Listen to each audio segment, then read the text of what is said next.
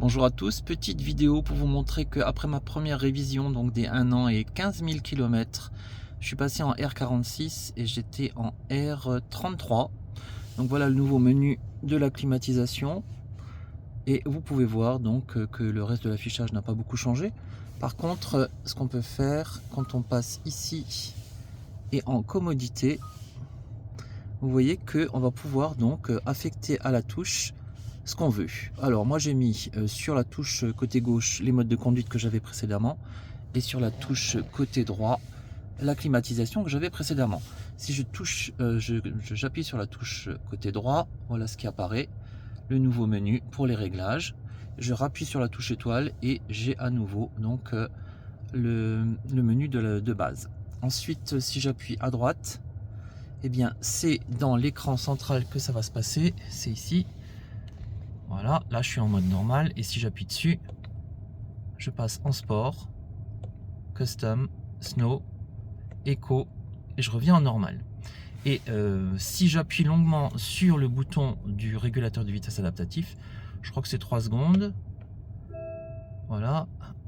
Ah oui, donc je peux peut-être pas le faire parce que je suis pas en train de rouler. Alors je vais essayer d'un appui long. Voilà, et regardez, le petit volant il s'est mis en route. Enfin, il s'est activé plutôt.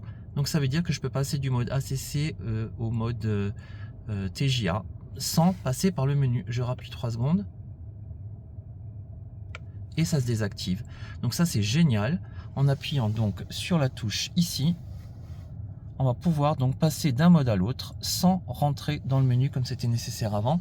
Et ça c'est très pratique, surtout quand on est sur l'autoroute et qu'on doit passer par exemple d'une circulation normale à un bouchon. Ben, on peut activer directement le Traffic Jam Assist, le TJA qu'on peut voir ici dans le menu, bien sûr, qui existait déjà avant dans MG Pilot.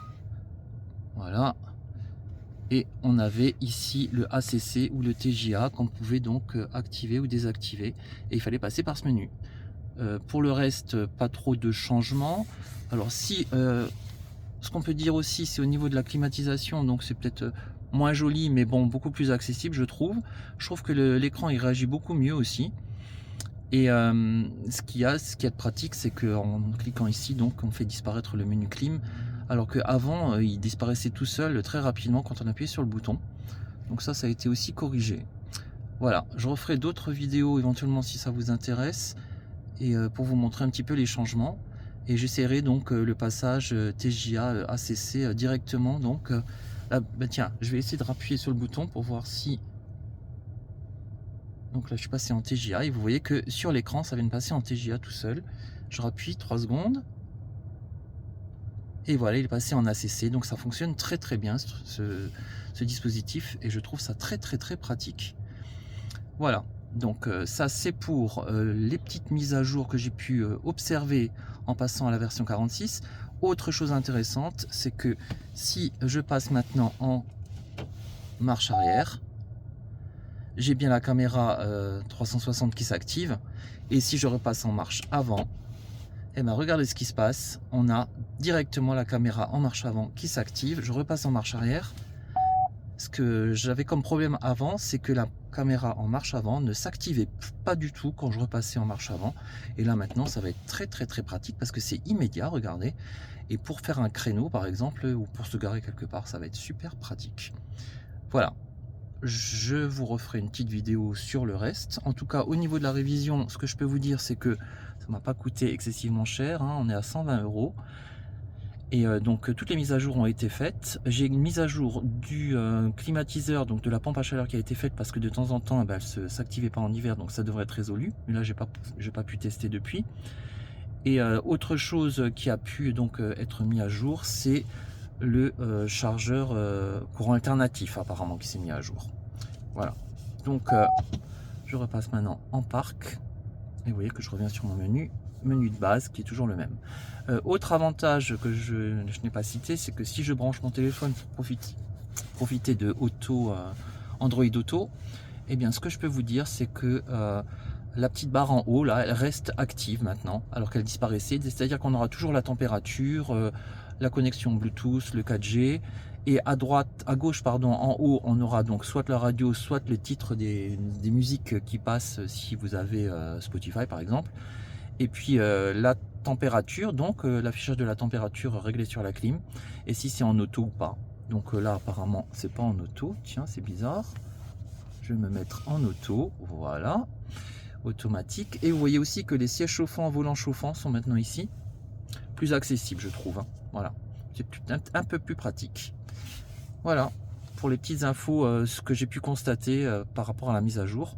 Je vous dirai aussi ce qu'il en est au niveau de la conduite, mais j'ai pas encore pu vraiment tester le véhicule.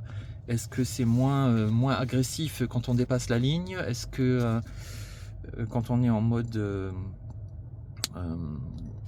ACC, en fait, oui, c'est le ACC qu'on active, régulateur de vitesse adaptatif. Je vous dirai ça, je vais tester et puis je ferai un petit retour sur ce que j'ai pu constater. Si c'est mieux, moins bien, pareil, on verra. Mais en tout cas, pour le moment, c'est que du positif. La voiture, ils l'ont gardée, on va dire presque une journée, hein, parce qu'ils ont dû faire pas mal de mises à jour dessus. Et j'avais systématiquement des alertes qui arrivaient sur mon téléphone, comme quoi les systèmes de freinage n'étaient plus activés, enfin j'avais des problèmes comme ça. Mais ça, c'était suite aux mises à jour qu'ils étaient en train de faire. Et donc je voyais en temps réel, en fait, j'avais des messages qui m'indiquaient des actions sur le véhicule pendant la mise à jour. Voilà. Au niveau de l'application, je n'ai aucun problème pour interroger la voiture. Quand elle est dans le garage, si elle arrive à se connecter au Wi-Fi de la maison, ben, ça fonctionne aussi.